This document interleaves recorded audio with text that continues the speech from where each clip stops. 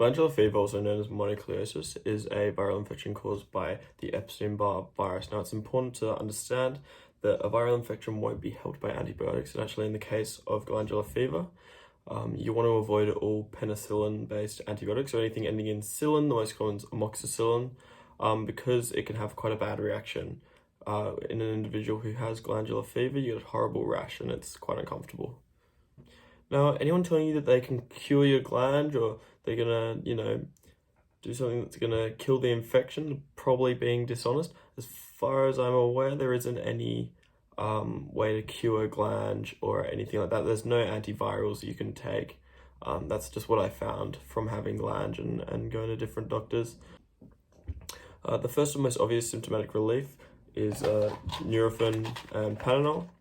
Right, so when I glanged for quite a long period of time, I was taking 2 Nurofens and 2 Panadols every 6 hours.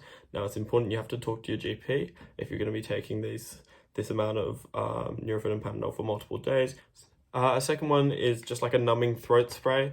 Now, this is a good alternative to throat lozenges, which you might normally have during a sore throat, but with glandular fever, what I found was that swallowing was quite painful and sucking on the throat lozenge was quite painful, so I preferred to go for a throat spray. A third place of relief is just like warm fluids. Like, I just drank warm water for quite a while when I had glange. Just found it a little bit easier to swallow.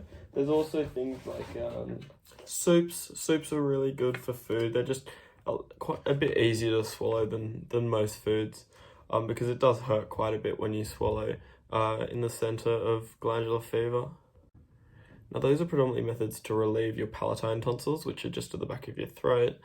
And unfortunately, in glange, a lot of the pain is also caused by your adenoid tonsils being inflamed, and as far as I'm aware, there aren't really any methods to relieve this. I asked for some when I was at the hospital with glange, and they didn't really give me any, and no GPs had given me any methods to relieve them. So with that, main thing you can do is just rest and avoid alcohol, and that's what's I'd say are the 2 main things in shortening the time you have glange for, because it is quite long. Just do your best to rest. I know it's a long time, but do your best to rest, and avoid alcohol is another really important one, because alcohol is an immunosuppressant and will make your glange quite a bit worse. That's what I found, at least, when I drank whilst having glange. Now, if your glandular fever is severe enough, your GP may choose to prescribe you a numbing throat gel. I had that when I was in the hospital, and that worked really well. Or a steroid, something like here, prednisone, that I was also prescribed, but that is sort of up to your GP's discretion. They are prescription medications, so your GP will determine whether it's safe for you to take them or not, but maybe make your GP aware of them. I know I went to the GP the first time, and they said you sort of just got to wait it out. There's not really anything you can do. So maybe just suggest the possibility of, is there like a numbing gel? Is there a steroid I could take? Something like that. And, they can make the decision as to whether it's safe for you to do so.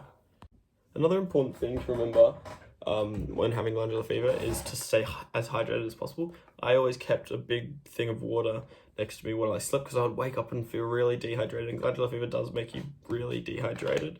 You can take something like Hydrolyte. I took it a bit when I had it. I'm not sure how much it helped, but it is important to stay hydrated, so that's just a possibility. But drinking a lot of fluids is very important.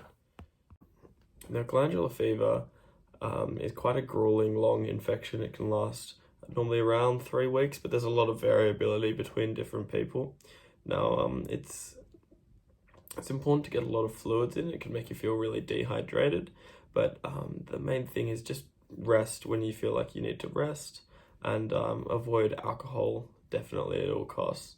I know that was difficult for me, because obviously you're on campus at uni, it makes it hard, but yeah, it is gonna do you well in the long run, because drinking will prolong your glandular fever infection.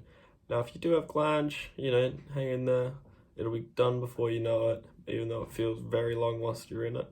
And there is often quite a bit of fatigue after the infection that can last anywhere from a few days to up to a year, and even there are cases of chronic fatigue caused by glandular fever, although rare.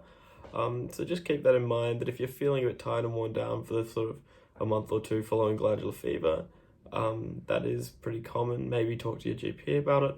I'm not really qualified to say whether that's the right thing to do or not. But yeah, good luck with everything, and I wish you the best recovery.